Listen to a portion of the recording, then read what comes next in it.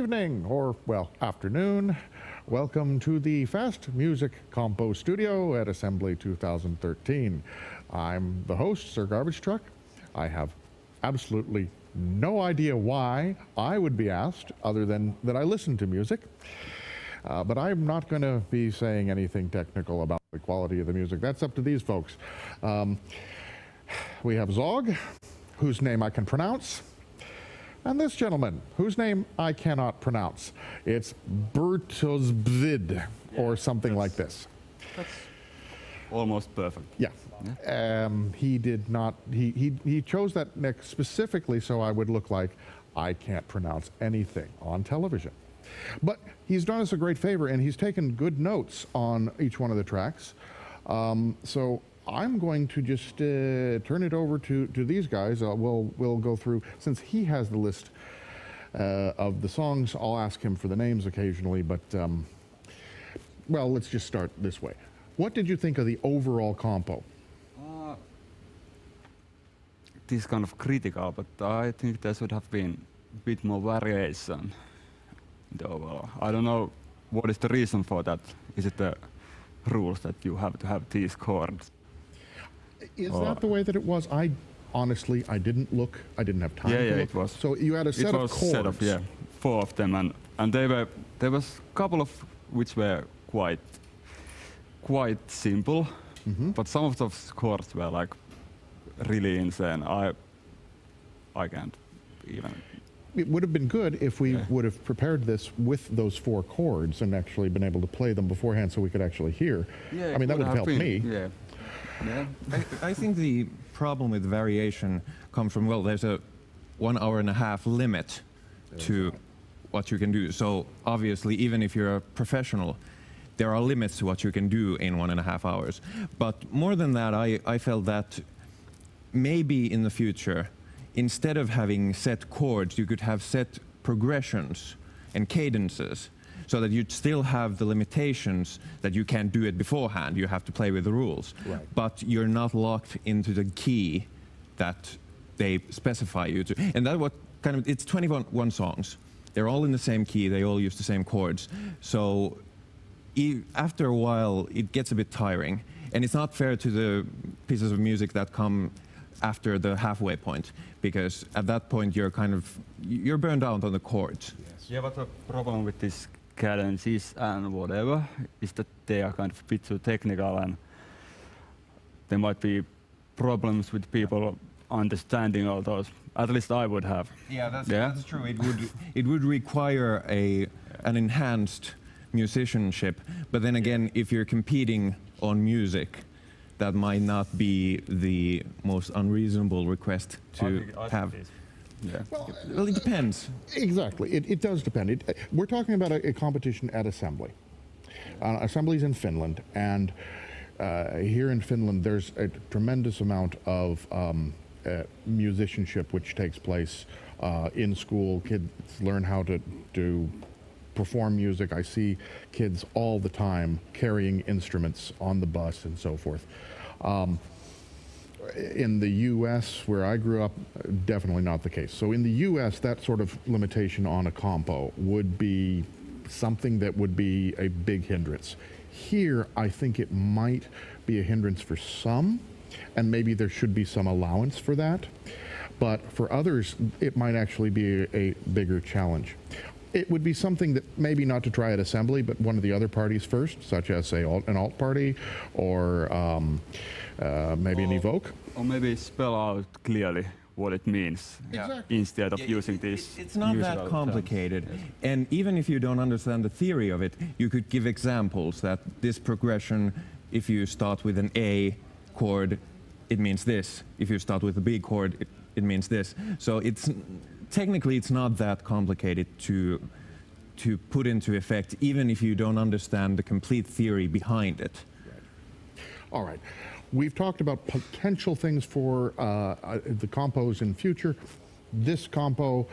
do we go through every I would song? Go through each one, but we do maybe not have enough time. Let's do this. What did you feel was the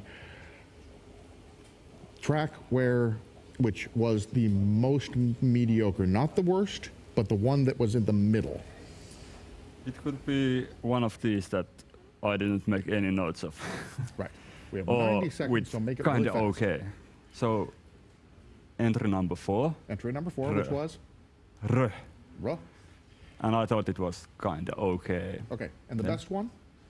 And I have a couple of others, Got these 10 mediocre. seconds. Yes. Number 15 and 16, those Misstep names and were? Pallomies. Palomias. Right. And I didn't get anything out of them, so Okay, that works. And yours for the last thing before we go off? The most mediocre ones, I'd agree with the number 4 and number 1. They were like, yeah, this works, but there's nothing that elevates it from the mediocre. Oh, we have 5 minutes, so now you can say what you were going to. it's good. We can say something about which were Yes. good ones and not Yes. only which were bad ones. Yes, Yeah, now let's yeah. talk about those. Yeah. I have noted one that was very good. It was this song number 10 named Bibbelis Goggelis. Okay. And it was one of these quite fast songs. Was it the one that had the guitar in the second half? No, that one was that the very Sega Genesis-like. Yeah.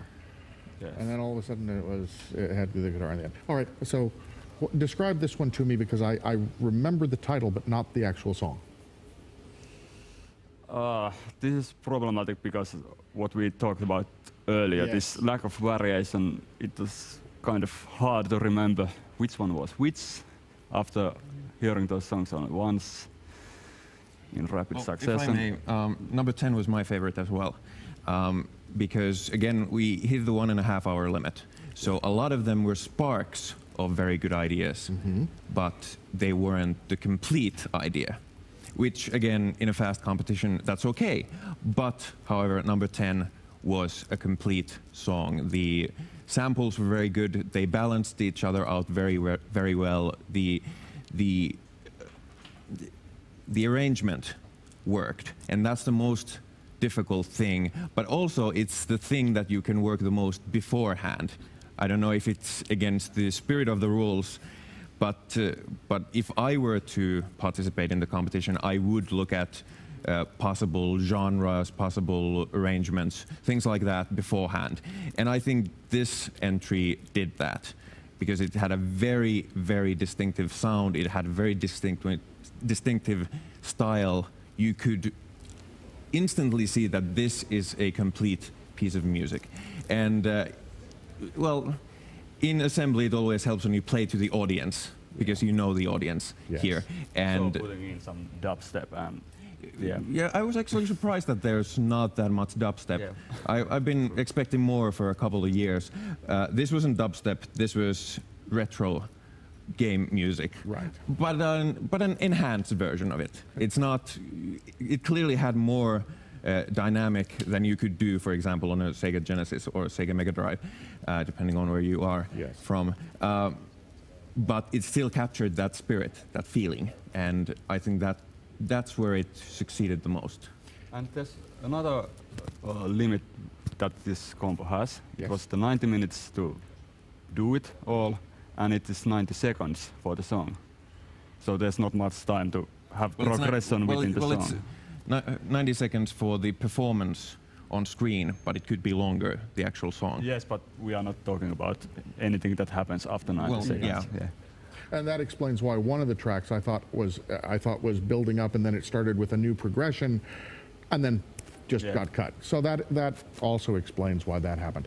I did notice, because I was listening with the SceneSat audio that was being played directly from the mixing board, there is a huge difference between that audio and what we were hearing in the hall because of the reverberation of the bass. And some of the tracks took advantage of that. And others, well, they hadn't been mixed for the hall. And that's one of the things that with the music compos here, you have to mix for the hall or the track will fall flat with the audience. Other tracks, because I just see in your face, you want to mention some more stuff. Yeah, I could Go ahead. say about this track number 3, Yes? Superia. I think it would be perfect title music for some kind of sports news program in television. So when we do the sports broadcasts for Yeah, Assembly yeah. TV, we might consider using that one. So whoever made Superia, track number 3. Probably need to use that in a sportscast. All right, we have one more minute, pretty much exactly. Final thoughts, Zog. I still bring up entry number 7. It was the best dubstep performance of the evening, and I like dubstep. Yes, I'm a nerd. That's why I'm here. And that had great sounds, great arrangement again, but it didn't go. Right. It was building up to something. It was like an intro to a really great song. Got it. But And now, your final. Overall quality was good, I think. At least the technical quality. Maybe even better than I had expected. I would agree Yeah. with that. I was expecting this to be a much lower level of consistency and quality.